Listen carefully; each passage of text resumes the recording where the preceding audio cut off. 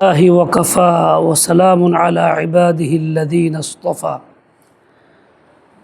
أما بعد فأعوذ بالله من الشيطان الرجيم بسم الله الرحمن الرحيم يا أيها الذين آمنوا إذا جاءكم المؤمنات مهاجرات فامتحنوهن الله أعلم بإيمانهن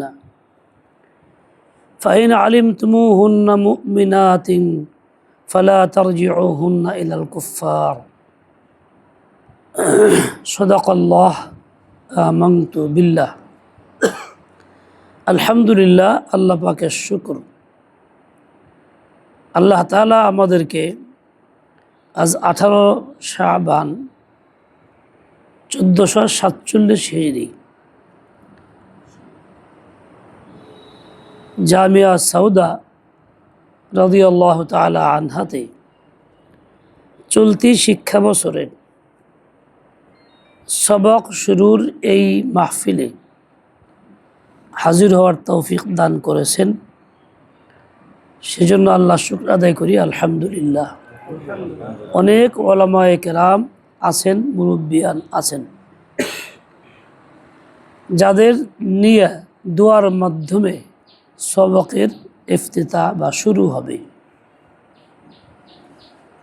মাদারেসে কওমিয়ার বৈশিষ্ট্যগুলির অন্যতম একটি, যখন ইলমে দ্বীনের সবক শুরু করেন তো সেখানে উলামা সুলাহা নেককার দিনদারদের ইজতিমা হয়, তারা জমায়েত হন এবং দোয়ার মাধ্যমেই আল্লাহর কাছে সাহায্য চাহিয়ে আমল শুরু হয়, যা অন্য কোনো মাদ্রাসা বা প্রচলিত শিক্ষা প্রতিষ্ঠানে দেখা যায় না, নাই। কেন? যেহেতু এই ইলমে ওয়াহি, ইলমে দ্বীন আল্লাহ পাকের দেওয়া, এটা আল্লাহ পাকের সাহায্য ছাড়া হাসিল হয় না, এতে সফলতা আসে না। হাসিল হয় না এই অর্থে যে ইলম এবং তার সাথে তার নূর, যে নূরের মাধ্যমে আমলের আগ্রহ এবং আমলে পরিণত করা, এগুলির সমন্বয় হয় না। দুনিয়ার প্রচলিত শিক্ষা প্রতিষ্ঠানে তো বিভিন্ন বইপত্র পড়ানো হয়, মুখস্থ হয়, প্রশ্ন করা হয়, উত্তর দেওয়া হয়, খাতায় লেখা হয়, এরকম আমাদের মধ্যেও হয়। কিন্তু অন্য প্রতিষ্ঠানে তো আমল মকসদ না, আমাদের তো আমল মকসদ। এবং আমলের মধ্যে প্রথম আমল, আফজলুল আমল হইল ঈমান। ঈমানের চেয়ে উত্তম আমল আর নাই। হাদিসে পাকের মধ্যে আসছে, রাসূল আকদাস সাল্লাল্লাহু আলাইহি ওয়াসাল্লামকে একাধিক ভঙ্গিতে জিজ্ঞাসা করা হয়েছে, আইয়ুল আমালি আফজল, কোন আমল সবচেয়ে বেশি শ্রেষ্ঠ? রাসূল আকদাস সাল্লাল্লাহু আলাইহি ওয়াসাল্লাম বলছে, ঈমানুম বিল্লাহ, আল্লাহর প্রতি ঈমান, আস্থা, বিশ্বাস। আল্লাহ তাআলা একক, অদ্বিতীয়, যিনি একমাত্র ইবাদতের উপযুক্ত, তার হুকুমই হুকুম। কাজেই আমার ব্যক্তি জীবনে, পরিবারে, সমাজে, রাষ্ট্রে আল্লাহর হুকুম চলবে। এইটা আমার ঈমান। ঈমানুম বিল্লাহি ওয়া রাসূলিহি, এটাকে বলা হয়েছে আফজলুল আমল, সবচেয়ে উৎকৃষ্টতম আমল। ইলমে দ্বীন শিখার সাথে এই আমলটা, ঈমানের এই আমলটাকে বাস্তবে রূপ দেওয়া অন্যতম উদ্দেশ্য। দেখেন, আমরা ঈমানের দাবি করি, ঈমান নিয়ে আছি, এটা আমাদের চিন্তা চেতনা, কালিমাটাও পড়ি এবং ঈমানের তাকাজার বাহ্যিক কিছু আমলও আমাদের মধ্যে আছে। যেমন নামাজ আছে, যদিও সারা দেশে নাই, আমাদের মধ্যে আছে। রোজা আছে, হজ জাকাত আছে, জাকাত ব্যাপকভাবে নাই, কিছু লোকের মধ্যে আছে। তো আমরা এই 4-5টা হুকুম পালন করার চেষ্টা করি ঈমানের দাবিতে। অথচ কোরআনে পাকে আল্লাহ তাআলা 500 হুকুম দিয়েছেন। এই 500 হুকুম মানা হইল ঈমানের দাবি। আমরা 4 থেকে 5টা বা বড়জোর 7টা মানার চেষ্টা করি, বাস্তবে বাকিগুলি আমাদের মধ্যে নাই। নাই তো এমন নাই যে একেবারে ফিকিরও নাই, আমলের চিন্তাও নাই, আমলের চেষ্টাও নাই। বরং কেউ বললে উল্টো তারে খারাপ মনে করি। মানুষ যখন গুমরা হয়, দিলের ভিতরে ময়লা পড়ে, মরিচা ধরে, দিল সিয়া হয়ে যায়, তখন তার একটি বৈশিষ্ট্য এই হয়, ভালো কথা বললে ভালো লাগে না, খায়ের খা উপদেশদাতাকে দেখতে মনে চায় না, তারা শত্রুর মতো মনে হয়।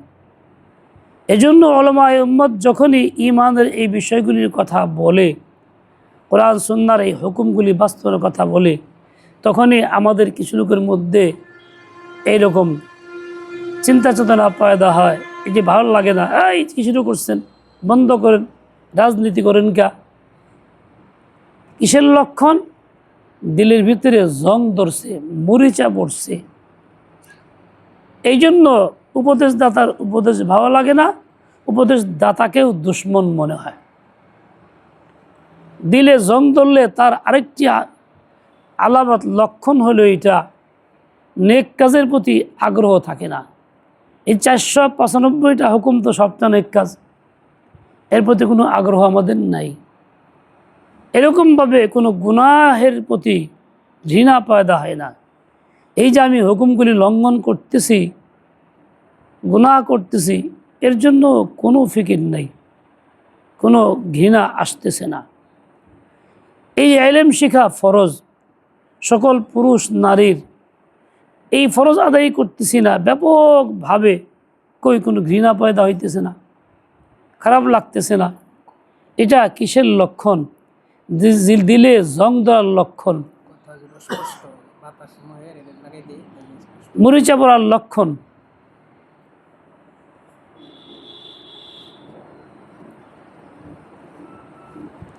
এভাবে আমি আপনি চলতেছি, না ইলম আছে, না ইলমের নূর আছে। ইলমের নূর থাকলে তো এইগুলি বাস্তবে আমল করার চেষ্টা করতাম। তো সবচেয়ে উত্তম আমল হলো ঈমান।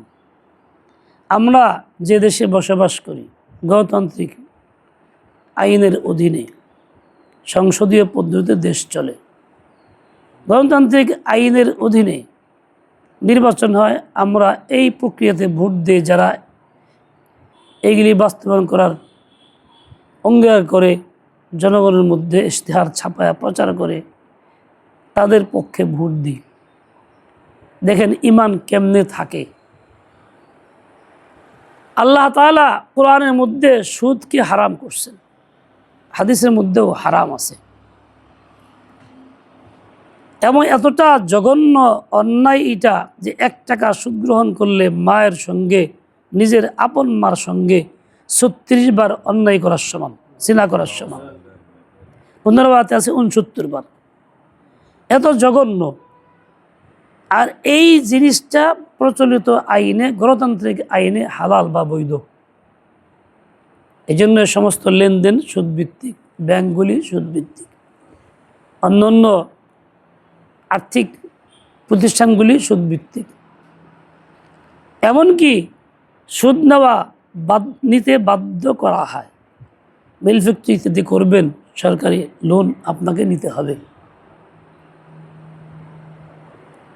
ব্যবসা বাণিজ্য করবেন, বড় কিছু লোন নিতে হবে, সুদভিত্তিক লোন। প্রচলিত আইনে শুধু বৈধ না, এর জন্য বাধ্য করা হইতেছে। আমরা যখন গণতান্ত্রিক পদ্ধতিতে এই আইনের পক্ষে যারা বুলি ওড়ায়, তাদের কথা, তাদের পক্ষে ভোট দেই। এই ভোট দেওয়া তো সুদ হারামের পক্ষে দেওয়া হলো না, হালালের পক্ষে দেওয়া হইল, কারণ আমি এটা মাইনে নিয়ে ভোট দিতেছি। আমি যখন সুদকে হালাল মনে করতেছি, তার পক্ষ সমর্থন করলাম, বৈধতার পক্ষে ভোট দিলাম, ইমান কোথায় থাকলো? ইমান তো থাকলো না। যদিও নামাজ পড়ি, রোজা করি, ওমরা হজ করি, টাকা পয়সা খরচ করি, নেকির কাজে দান খয়রাত করি, জিনা হারাম, বুদ্ধিমান লোকেরা জিনা করে না। ইসলাম ধর্ম তো কোনো সুরত নাই, সম্পূর্ণ হারাম, কোরআন সুন্নায় হারাম। খ্রিস্টানদের আইনে জিনা হারাম না হালাল, ওদের কাছে হলো এটা পবিত্র প্রেম। প্রচলিত আইন, গণতান্ত্রিক আইনেও জিনা বৈধ। সরকার জিনার জন্য লাইসেন্স দেয়, এজন্য ব্যবসাদের লাইসেন্স আছে। তাদেরকে নাম দেওয়া যৌন কর্মী, যাতে করে তাদের কাজটাকে স্বীকৃত করা হয়, স্বীকৃতি দেওয়া হয়। এবং নারী পুরুষ স্বেচ্ছায় আনন্দে কাজ করলে কোনো অসুবিধা নেই, কোনো আইনত বাধা নাই, মামলা মোকদ্দমা নাই। শুধুমাত্র জোর করে কোনো মানুষকে নিয়ে গেলে এই ক্ষেত্রে একটা দ্বন্দ্বের ব্যবস্থা আছে, তা মামলা হইলে হইতে পারে, না হইতে পারে। তাহলে জেনাটা প্রচলিত আইনে বৈধ। আমি যখন প্রচলিত গণতান্ত্রিক পদ্ধতির পক্ষে ভোট দেই, তাহলে আমি জেনাকে হালাল করলাম না হারাম করলাম? বুঝে থাকলে কোন হালাল করলাম। তা আল্লাহর দেওয়া হারামকে হালাল করলে বা পক্ষ সমর্থন করলে ইমান থাকেনি। এইভাবে আমি ইমান থেকে বের হয়ে যেতেছি, আমার খোঁজ খবর থাকতেছে না। এভাবে আল্লাহ তাআলা বলছেন, লাকাদ কানা লাকুম ফি রাসূলিল্লাহি উসওয়াতুন হাসানা। আমার আপনার জন্য একমাত্র উসওয়া, আদর্শ মুহাম্মদুর রাসূলুল্লাহ সাল্লাল্লাহু আলাইহি ওয়াসাল্লাম। তার জিন্দেগি আমার জিন্দেগি, তার আদর্শ আমার আদর্শ। কোরআন তো বলে এইটা, আল্লাহ তো বলছেন এইটা। মুসলিম পরিচয়ে মুসলিম সন্তান হইয়া গণতান্ত্রিক আইনের অধীনে প্রত্যেকেই যার যার দলের নেতাকে বলে আদর্শ এবং চেতনা।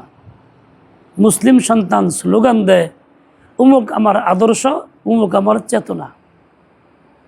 এটা কি কোরআনের পক্ষে হলো না বিপক্ষে হইল? কথা কন না কেন? কোরআনের বিপক্ষে স্লোগান মুসলিম দিতে পারে না। যখন দিল তো ইমান থাকলো কই? এভাবে আমরা ইমান থেকে বের হয়ে যাচ্ছি। নামাজ কালাম কিছুটা পড়ি, ওমরা হজও করি, আনন্দের সাথে চলতেছি, মনে মনে খুব খুশি, ইমানের সাথে আসি আর দোয়া করি, দোয়া চাই যে আল্লাহ যেন ইমানের সাথে কবুল করে। আমি তো ইমান প্রতিহত ধ্বংস করে আসতেছি, ইমানের সাথে কবুলের দোয়া চাইতেছি। এটা তো একটা বিদ্রুপ হইল আল্লাহর সাথে। আল্লাহ কাছে করে আল্লাহ ইমানের সাথে নিও, আর বাস্তবে ইমান ধ্বংস করতেছি। যদি এলম থাকতো, এলমের নূর থাকতো, তাহলে এই চোখগুলি আমাদের খুলতো। শেখের হাদিসের চোখ খুলতো, মুফতিরও চোখ খুলতো, ইমাম সাহেবেরও চোখ খুলতো, মুসল্লিরও চোখ খুলতো, ছাত্রছাত্রীরও চোখ খুলতো। আমাদের চোখ তো খুলে নাই। এভাবেই আমরা ধ্বংস হইতেছি। বাহ্যিক রশ্মি কিছু কাজ আমাদের দ্বারা হইতেছে, এতে আমরা তৃপ্ত, খুব খুশি, মহা খুশি। আল্লাহ, লম্বা কথা না, এইভাবে তালাশ করলে, যাচাই করলে দেখা যাবে শত শত কাজের মধ্যে আমরা ইমান বিধ্বংসী কাজ করতেছি। ইমানই তো মূল আসল আফজলুল আমল। ইলমের দ্বীন হাসিল করার দ্বারা মাকসুদ তো ইমানকে পরিশুদ্ধ করা, কিন্তু আমাদের ইমান পরিশুদ্ধ করি না। এভাবে জুলমাতে ডুইবা আছি। আমার তো কাজ ছিল এই ইলম আমাকে যেই পথ দেখায় সেই পথে চলা।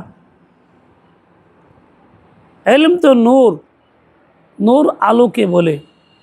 আলো যেদিকে যায় ওদিকে আমি রাস্তা দেখে চলতে পারবো, আর আলো যেদিকে যায় না সেদিকে অন্ধকার থাকবে। তাহলে ইলম আমাকে বলে তুমি এগুলি করো না, আমি এগুলি করতেছি, বিপরীত চলতেছি। তাহলে ইলমের নূরের কার্যকারিতা আমার মধ্যে পাওয়া যাইতেছে না। এভাবে আমি জীবন ধ্বংস করতেছি। আল্লাহ, নূর এবং আলো যত ছোটই হোক, অন্ধকারে তা ভাসে, ফুটে ওঠে। জোনাকি পোকা ছোট্ট পিছে একটা আলো জ্বলে, তার যত কঠিন অন্ধকার হোক আলোটা দেখা যায় কি যায় না? তাহলে নূর অন্ধকারকে ভেদ করে, কিন্তু উল্টা অন্ধকার কখনো আলোকে ভেদ করে না। আমাদের অবস্থা এরকম, আমাদের অন্ধকার, জাহালাত, বেঈমানি, কুফুরি ইত্যাদি আমাদের ইলমের নূরকে ভেদ করে গেছে। এই জন্য আমরা উল্টা পথের পথিক, রশ্মি আন্দাজে চলতেছি। মেয়েরা শোনো, মা বোনরা শোনেন, গার্জিয়ানরা শোনেন, মুসলিম পুরুষ নারীরা শোনেন, যে আমরা কি অবস্থায় আছি, আমাদের কি করা দরকার ছিল। যে ইলমে-দ্বীন শেখার জন্য আমাদের মেহনত, আপনারা ছাত্রী পাঠাইলেন, ভর্তি করলেন, আপনারাও আসছেন, কিন্তু এই ইলমের নূরটা আমাদের মধ্যে বাস্তবে আছে কি না আপনারা খেয়াল করেন। না থাকলে এটাকে বাস্তবে পরিণত করার চেষ্টা করেন, আর না হলে জীবন যাবে, বাহ্যিক আকার আকৃতি সুন্দর থাকবে, বেঈমান হয়ে আছি, বেঈমান হয়ে মরতে হবে। আল্লাহ তাআলা আমাদের হেদায়েত দেন, সহি বুঝ দিয়ে দেন। তাহলে আমাদের করণীয় কি? এই কুফরি আইন, শিরকি আইন এবং তাদের সমর্থন সম্পূর্ণ পরিহার করা, এটা ঘৃণা করা, অন্তর থেকে ফেলে দেওয়া, এর জায়গাতে কোরআন সুন্নাহর দেওয়া আইন, আল্লাহর হুকুমকে অন্তরে বসানো এবং এই কোরআন সুন্নাহর দেওয়া আইন এটাকে সমাজের মধ্যে ব্যাপক প্রচার প্রসার করা, দাওয়াতের মেহনত চালানো। যারা ইসলাম ও ঈমান নামে এভাবে গুমরাহের মধ্যে আসি, তাদের মেজাজ তৈরি করা, তাদেরকে বুঝানো, পর্যায়ক্রমে সকলে মিলে আওয়াজ তোলা, আমরা মুসলিম, আমাদের দাবি হবে এটা, কোরআন সুন্নাহ মোতাবেক চলতে চাই। গণতন্ত্রের দেশে বেশিরভাগ লোকের দাবি মানা হয়। আমরা যদি দাওয়াত দিয়া লোকজনের মেজাজ তৈরি করে এই পক্ষে আওয়াজ তুলতে পারি, তাহলেও আমাদের এই দাবিটা উত্থাপন করাও সহজ, মানবেও, এটাই স্বাভাবিক কথা। কিন্তু আমরা তা করতেছি না। ঈমান ধ্বংসকারী ওই পক্ষে আমরা চলতেছি, সমর্থন করতেছি, কথা বলতেছি, মিছিল দিতেছি। দেখেন আল্লাহ তাআলা কি বলছেন। সুলহ হুদাইবিয়ার সময় চুক্তিতে আবদ্ধ হয়েছে রাসূল আকরাম সাল্লাল্লাহু আলাইহি ওয়াসাল্লাম। কাফেরদের ইচ্ছা স্বাধীন মতো শর্ত লাগাইছে। বাহ্যিকভাবে ইসলামের এর মধ্যে নমনীয়তা, জিল্লতি, রাসূল আকরাম মানছেন। তারপরও উমর ফারুক রাদিয়াল্লাহু আনহু কঠিন দুর্দমনীয়, কি আমরা হক নাই হুজুর, আমরা এটা মানব কেন? দেখো আমি নবী, হক যা বলতেছি করতেছি, ঠিক করতেছি। বাস্তবেই ঠিক করছেন, ফল 2 বছরের মধ্যে উল্টায় গেছে। শর্ত ছিল কোনো পুরুষ যদি আপনাদের দলভুক্ত হয়ে যায়, চলে আসে, আমাদের ফেরত দিতে হবে। লেখার সময় ওই মজলিসে আসছেন এক সাহাবী যুবক আবু জান্দাল, তাকে ফেরত দিতে বাধ্য হয়েছেন চুক্তির আওতায়। পরক্ষণে আসছেন একজন মেয়ে, মহিলা সাহাবিয়া, বয়স কম, রাসূল আকরাম ফেরত দেন নাই, ওরা চাইছে। রাসূল বলছেন তোমাদের সাথে শর্ত ছিল পুরুষকে ফেরত দেওয়া, নারী ফেরত দেওয়ার শর্ত ছিল না। শব্দটাই ছিল এমন পুরুষের শব্দ, কাজে আমি তো চুক্তির আওতায় নাই, ফেরত দেন নাই। মহিলারা আসা শুরু করছেন, আল্লাহ হুকুম দিয়েছেন, ইয়া আইয়ুহাল্লাযীনা আমানু ইযা জাআকুমুল মুমিনাত, ঈমানদাররা শোনো, তোমাদের কাছে যখন মুমিন নারীরা আসে, মুহাজিরাতিন হিজরত কইরা, ফামতাহিনুহুন্না, তাদের ঈমানের পরীক্ষা নেন, পরীক্ষা করেন। ফাইন আলিমতুমুহুন্না মুমিনাতিন, যদি পরীক্ষায় টিকে তাদেরকে আপনার নিশ্চিত হন যে এরা মুমিন, ফালা তারজিউহুন্না ইলাল কুফার, খবরদার এদেরকে কাফেরদের কাছে ফেরত দেবেন না। ঈমানের পরীক্ষা আল্লাহ নিতে বলছেন। আল্লাহ যা পরীক্ষা নিতে বলছেন, কি আল্লাহ কি ওইটা করবেন না? আল্লাহ কিন্তু আমাদেরও পরীক্ষা নেবেন। আজকে আমাদের কাছে ছাত্রীরা আসছে, বলবো এরা মুহাজির, আবেদনিক ভাষায়, লোকাবি ভাষায়, কেন লেগে এরা বাড়িঘর ছেড়াইছে। আমাদেরও কর্তব্য এদের ঈমানের পরীক্ষা নেওয়া। ফামতাহিনুহুন্না, ঈমান সহি আছে কিনা। আমি এক মাদ্রাসায় গেছিলাম, 25 থেকে 27 জন যোগ্য আলেম, বড় বড় আলেম ওলামা, বড় মাদ্রাসা। মোতালেব বললো যে হুজুর আপনি একটু কিছু কথা বলেন সবাইকে নিয়ে। তা আমি কথা প্রসঙ্গে বললাম, ভাই আপনার তো সবাই বিয়ে শাদী করছেন, সংসার আছে, আপনার বিবির ঈমান ঠিক আছে নি, পরীক্ষা করছেন নি কোনোদিন কেউ? কারো কোনো জবাব নাই। বললাম যে আকিদাগুলি কি কি, এগুলি শুনাইছেন, শুনছেন, যেহেতু আকিদা তোমার ঠিক আছে কিনা? কোনো জবাব নাই। তো একজনে বলে কি হুজুর আমার ঈমান, বিবির ঈমান ঠিক আছে। কেমনি বুঝলেন? বিবি আলেমা। আমি বললাম যে আলেমা হলে ঠিক আছে, তার গ্যারান্টি আছে? আবুল ফজল কম বড় আলেমা ছিল, দ্বীন ইলাহি বানাইছিল। এই যে ফিতনা ছড়াইছে, নবীকে নূর বলে দাবি করে, আল্লাহর নূর বলে কারা বলে? শিক্ষিত মূর্খ লোকে বলে। আলেমই তো শুরু করছে এটা। তা আলেম হইলে ঈমান ঠিক আছে বুঝলেন কেমনে? এসে জিব্বা কামড় দিছে। এই জন্য এই লোকাবি মানায় আলেম হইলে ঈমান ঠিক তা কিন্তু না।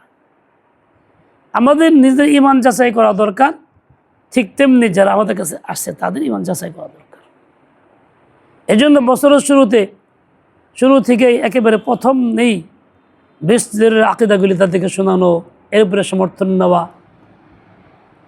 কাদের মধ্যে কোনো ভুলভ্রান্তি থাকলে যা তারা সেই পথে আসতে পারে। এই ভারতবর্ষে, ভারতের হিন্দুস্তানের এক মহিলা হজ করতে গেছে, বয়স্ক মানুষ। এখন এই আরাফার সময় যখন সব মানুষ আরাফা, এই আরাফা যাবে না। সে না না না, मैं यही रहूँगी, मैं मज़ार छोड़ के कहीं नहीं जाऊँगी। খানা কাবা কিলাব দিয়ে ঢাকা, এটা আমার এসে মাজার। তার মানে সে মাজার পূজার অভ্যস্ত, দেশে থাকা অবস্থায় সে মাজারের ভক্ত, মাজার পূজা করত। এখন সে আসল মাজারে গেছে তার ধারণা। সে বলছে নাহি নাহি, मैं मज़ार छोड़ के कहीं नहीं जाऊँगी।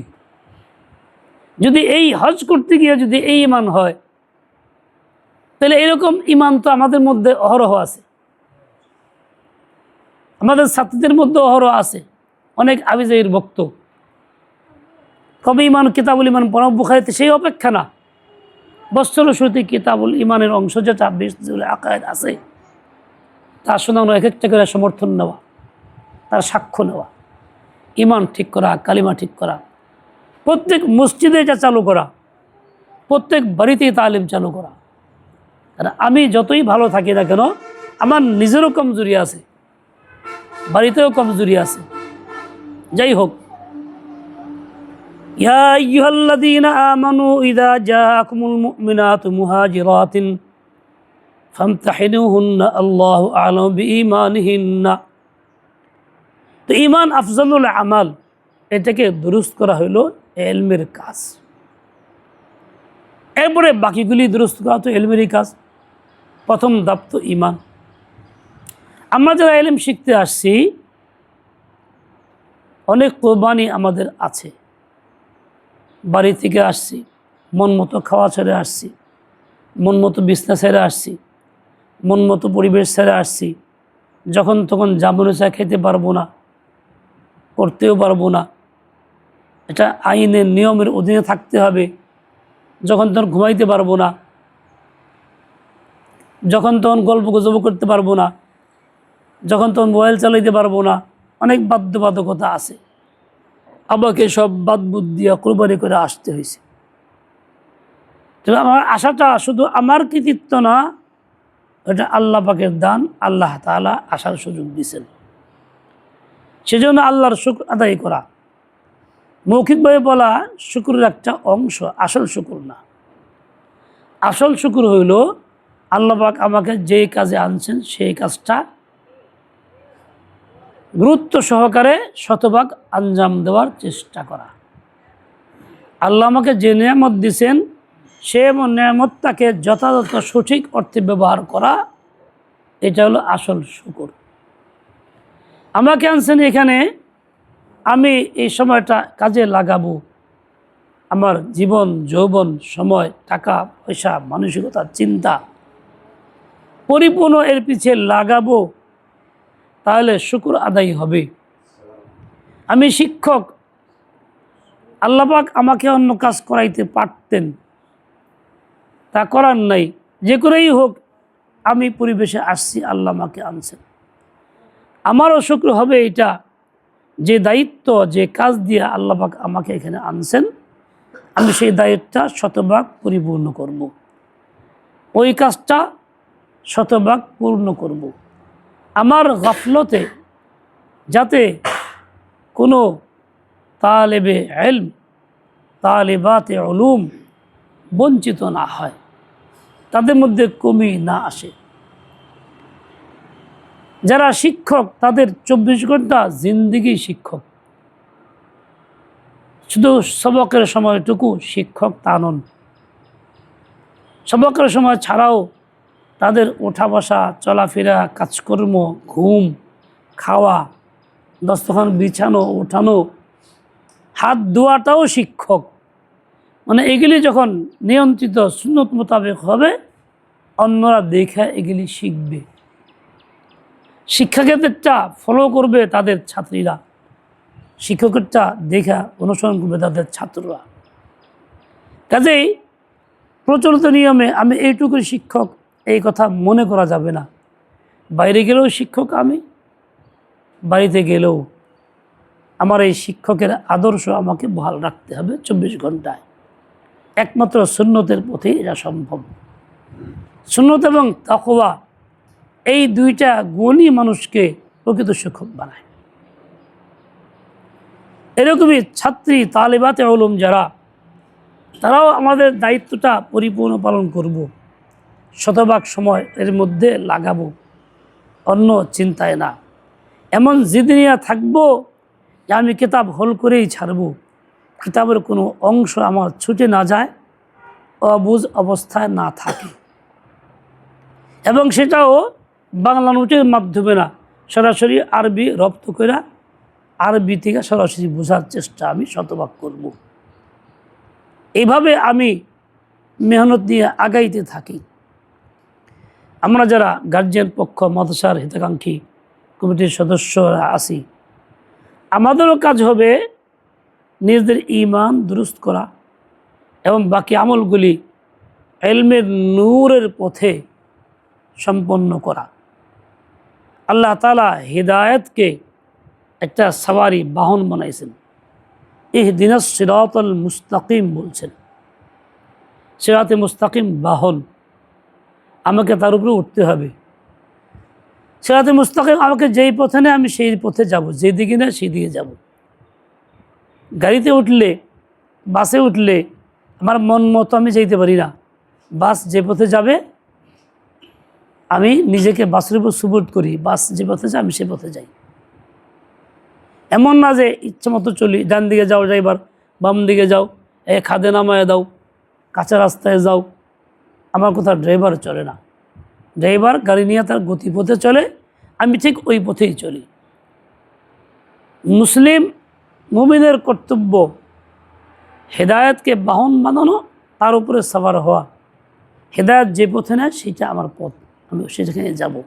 মতে মিলুক না মিলুক, বুঝে আসুক না আসুক, তবে হেদায়েত থাকবে, নচেত হেদায়েত থাকবে না। আমরা বিভিন্ন রসম রেওয়াজে লিপ্ত, মনে মনে খুব খুশি, এই করছি ওই করছি ওই করছি ওই করছি, কত ভালো কাম করলাম। আল্লাহ কি বলছেন? ইত্তিবা রাসূলিন ওয়া মা আরসালনা মির রাসূলিন ইল্লা লিইউতাআ বিইذনিল্লাহ। আর রসুলের অনুসরণ করার জন্য আল্লাহ রসুল পাঠাইছেন। রসুল কি করেন? অনুসরণ কোনটা করতে হবে? রসুল বলছেন ইন আত্তাবিউ ইল্লা মা ইউহা ইলাইয়া, আমি ওহীর অনুসরণ করি, এর বাইরে না। কাজেই ওহীতে আছে কি না আগে যাই না সেটা আমল। সমাজে কি হইলো, কেরা করলো, অমুকখানে এই হইলো, অমুকের দরবারে এই আছে, এইটা অনুসরণের বিষয় না। যারা এগুলি করে তারা হেদায়েতের পথে নাই। যাই হোক, সব কথা একদিনে আলোচনা হবেও না, সম্ভবও না। কয়েকটা কথা মুযাকারা করলাম। আসজায়ে কেরাম বছর ভরাই আপনাদেরকে শিখাইবেন, আলোচনা করবেন, মাঝে মধ্যে শুনবেন এবং সেই মোতাবেক চলবেনও। আল্লাহ তাআলা আমাদের সবাইকে সহি বুঝ দান করেন, হিম্মতে আলিয়া তৌফিক দান করেন। জানার জন্য 1 মিনিট সময় আছে। يسر ولا تعسر وتمم بالخير رب زدني علما رب يسر ولا تعسر وتمم بالخير رب اشرح لي صدري ويسر لي أمري واحلل عقدة من لساني يفقه قولي وبك نستعين يا مستعان بسم الله الرحمن الرحيم ألف با تا سا جيم حا خا دال ذال غا زا سين